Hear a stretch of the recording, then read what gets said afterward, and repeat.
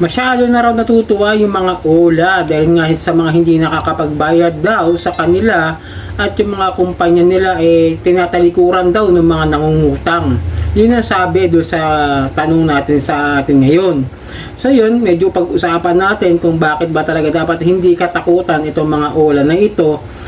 Dapat malinawan kayo, magkaroon kayo ng ideya kung bakit, paano nyo lalabanan kung mga stress at depression ninyo at kung paano i-handle yung stress na ibibigay sa inyo ng mga OLA na ito.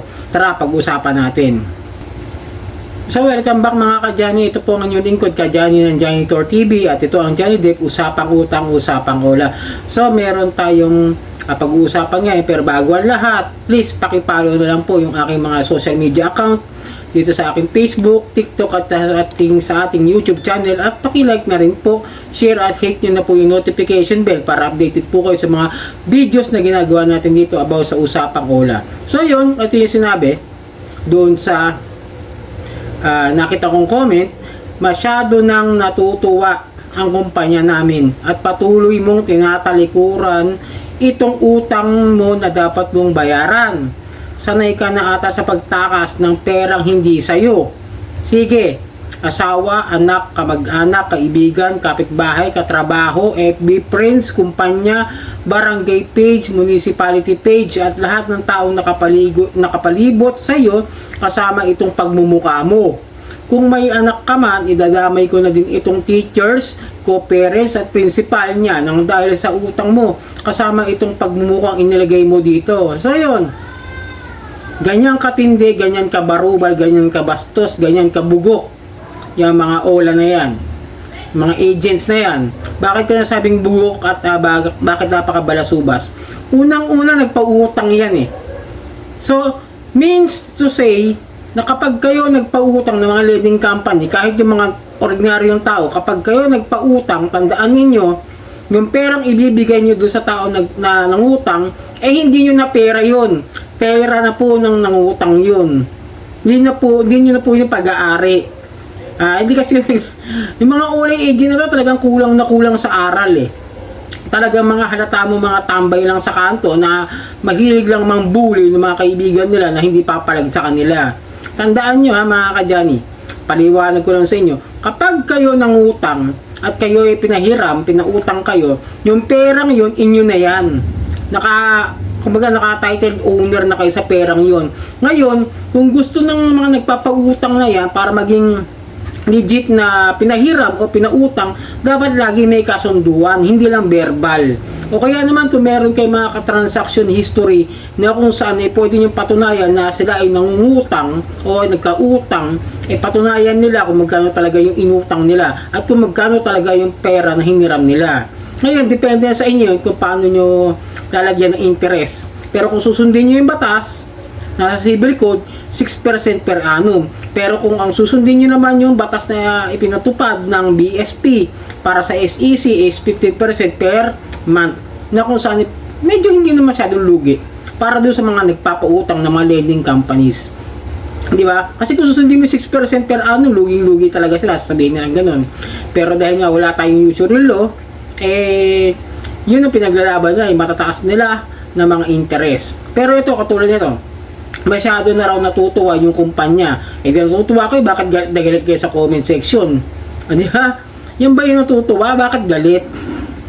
Sana sinabi nyo, hindi kami natutuwa. Sana ganun. Ganun katanga yung mga comments, yung mga sinesend nyo sa mga messages, sa mga text messages, sa mga email nyo, sa mga nangungutang sa inyo, sa mga hindi nakakapagbayad.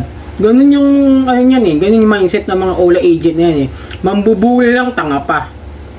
Di ba?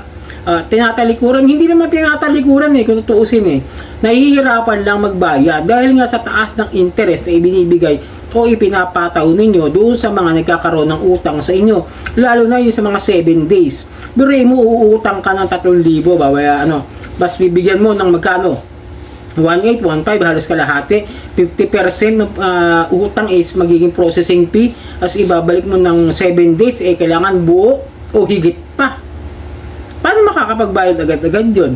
Kung ganyan ang gagawin niyo, di ba? Tapos tatakutin nyo, aawayin ninyo, haharasin ninyo, pagbabantaan nyo. Sanay ka na ata sa pagtakas ng perang hindi sa'yo. Hindi naman lahat nang hindi nakakapagbayad tumatakas. Yung iba dyan sobrang gipit. Talagang naiintindihan ko naman yun na talagang kahit anong klase ng paggawa mo ng paraan para makapagbayad, hindi ka naman agad-agad nakakapagbayad. So yun, ito nga, idadamay daw yung asawa, anak, kamag-anak, kaibigan, kapitbahay, katrabaho, FB friends, pati kumpanya, barangay page, municipality page, lahat idadamay. So paano nga niya babayaran yun kung lahat yan ipopost mo siya, ipapahiya mo siya dyan, ipopost mo yung picture niya doon sa mga comment section, ipopost mo yung picture ng taong nangutang sa'yo sa barangay, papapost mo, papahiyain mo na hindi siya nagbabayad. Ano magiging mukha ang ihaharap ng taong nangutang sa'yo kung siya mismo pinapahiya mo na sinasabi mong scammer, balasubas, o magnanakaw at nangunguha ng pera ng kumpanya na hindi nakapagbayad agad? Paano makakapagbayad yan kung ako gagawin nyo sa akin? Hindi ko gagawin na bayaran kayo. Magsasampa rin ako ng kaso. Magsampahan na lang tayo ng kaso. Unang-una, bakit? Kasi ang pwede nyo lang ikaso sa akin o sa mga taong hindi nakapagbayad, civil case lamang po. Na kung saan ipapasok lamang sa small claims court, kagaya yung sinasabi ko kahapon o mga ibang videos ko, di ba? Na hindi naman makukulong yung taong nangutang o maaaring pag-usapan na lamang sa isang mas maayos na settlement kung nasa korte na kayo at bahala na po yung judge doon sa mga nangyayari na settlement kung babayaran ba yung interest na susundin sa civil code o pagbibigyan yung nasa SEC Memorandum Circular na kailangan bayaran na 15% per month pero hindi lalagpas ng 4 na buwan. Okay? Naintindihan? Tapos ito, lahat daw ng taong nakapalibot sa iyo kasama itong pagmumukha mo, kung may anak man idadamay daw niya, pati yung mga teacher, co-parents at principal ng eskwelahan siguro na sinasabi niya, idadamay niya dun sa pamamahiya dahil sa hindi pagkakabayad dun sa utang doon sa cola na ito. Yan ang nakakalungkot doon. Pati yung anak, ilalabas yung pictures sa kahihiyan ng taong nangutang na hindi man agad-agad nakapagbayad dahil nga sa sobrang kagipitan na nangyayari sa sitwasyon ng tao.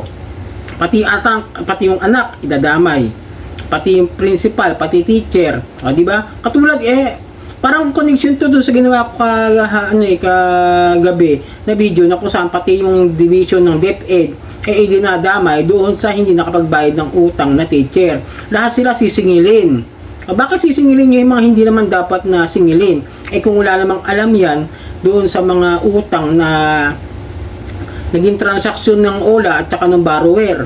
Bakit sisingilin nyo? Paano kung kinuha mo? Katulad yan, halatang pagbabanta, halatang panghaharas na kagad ito. Kasi kinuha na niya yung FB friends, kinuha na niya lahat ng contacts, kinuha na niya lahat yung mga taong maaring idamay ng OLA na ito para lamang haras doon sa taong hindi nakapagbayad ng utang, di ba? Teachers, tapos co-parents, tapos ipopost nila sa Facebook, ipopost nila sa social media, ipopost nila sa kung saan na pwedeng mapahiyain ng utang para sabihin na scammer yung taong yan, kahit hindi naman yung scammer. Paano nga kung nagbigay ng tamang info, ng mga tamang dokumento, hindi naman siya scammer hindi lang nakapagbayad agad. Sana binibigyan ng pagkakataon yung mga ganitong klase ng mga hindi nakakapagbayad agad na bigyan ng grace period o bigyan ng pagkakataon na kahit hulug-hulugan ulit sa simula yung mga utang nila, kagaya ng experience ko na hindi ko nabayaran ng for 2 years, binigyan ako ng pagkakataon na mabayaran ko kahit partial payment or installment ulit. At yung principal amount na lang yung sisingilin nila. Sana ganun, para kahit paano hindi naman maging lugi yung isang kumpanya na naglabas ng pera, di ba?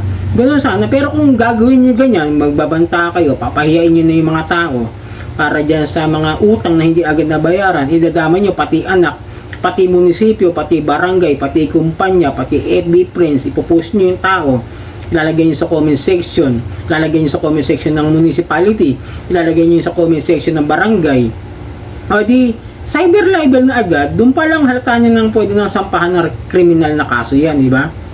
Ang laki ng kaso pa naman na babayaran niya kapag napatunayan na bigay sila ng isang larawan ninyo na wala kayong pahintulot, pagkatapos ay meron pang malisyosong paninirang puri.